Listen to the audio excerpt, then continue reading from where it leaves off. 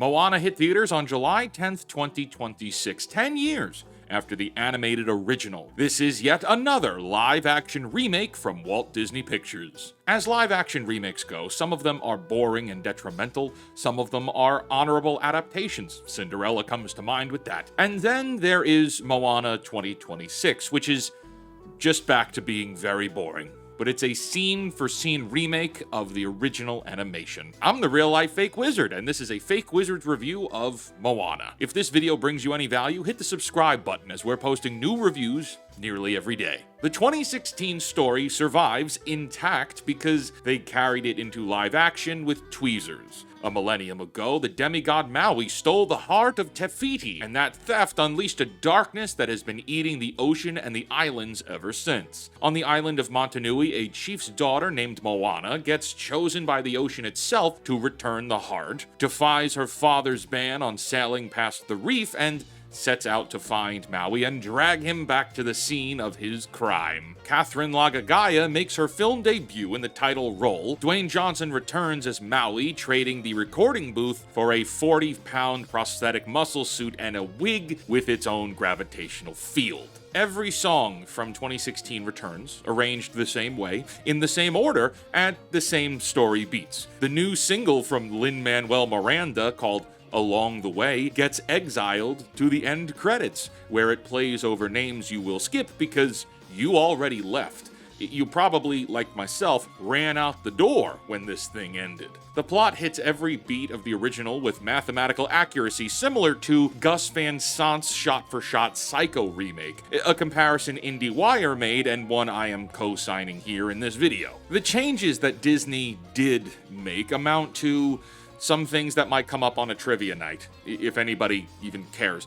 Maui's botched shapeshift now gives him a hammerhead instead of a great white shark. Tamatoa's David Bowie eyes got a recolor. Pua the pig got cut down to just a cameo. And Moana's mother lost her personality somewhere between casting and the walk to the set. This remake runs 111 minutes. The original ran for 107.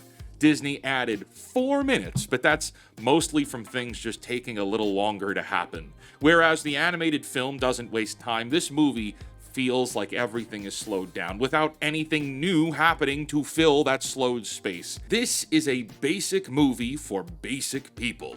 You remember the meme about people that drink Starbucks pumpkin spice lattes and wear Ugg boots from the 2010s? That's the target demographic of this movie.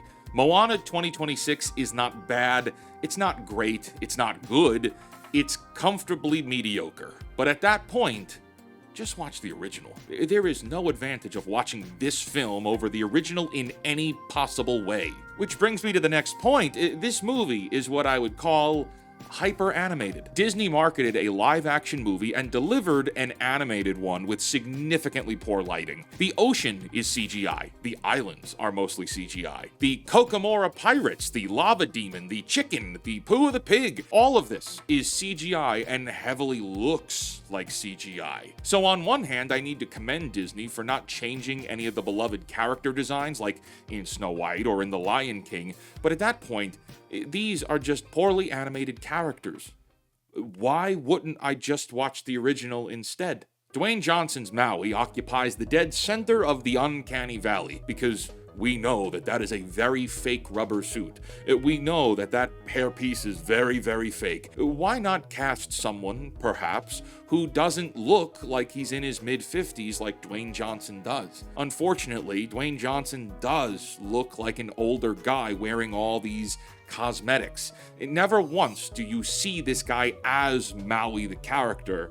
He's just Dwayne "The Rock" Johnson. Catherine Lagagaya, on the other hand, is great. She is very good. Her performance is very good. I think she's got a great singing voice, but it still doesn't hold up to Alili Cravalho's voice in the original 2016 film. But that doesn't stop this Moana performance from being a very strong adaptation. Moana 2026 is dreadfully boring.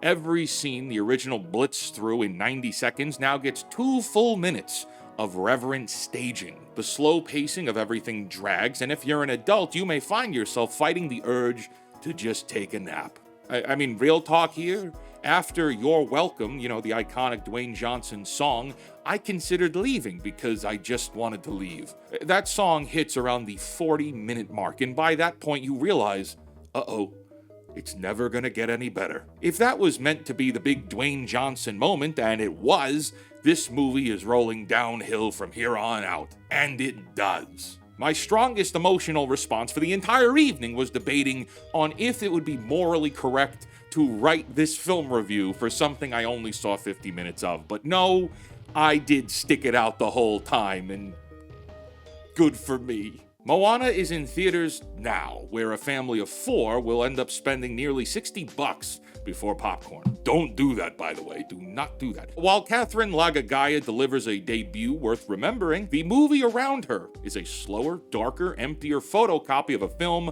you already own, know, and love, and that renders this film banished to the backlog. This is a 4 out of 10. It's harmless, but it's a complete waste of time. Eventually, it ends, and that's the nicest thing anyone has said about this movie yet. And now, if this video brought you any value at all, hit the subscribe button. There are a lot more movies on the way this summer, and we look forward to reviewing all of them. Until next time, create, innovate, inspire, and cancel your Disney Plus subscription. I hope this is the end of Moana. No more Moana. Moana 2 was bad. Just leave it alone. Just leave it alone. All right, bye-bye.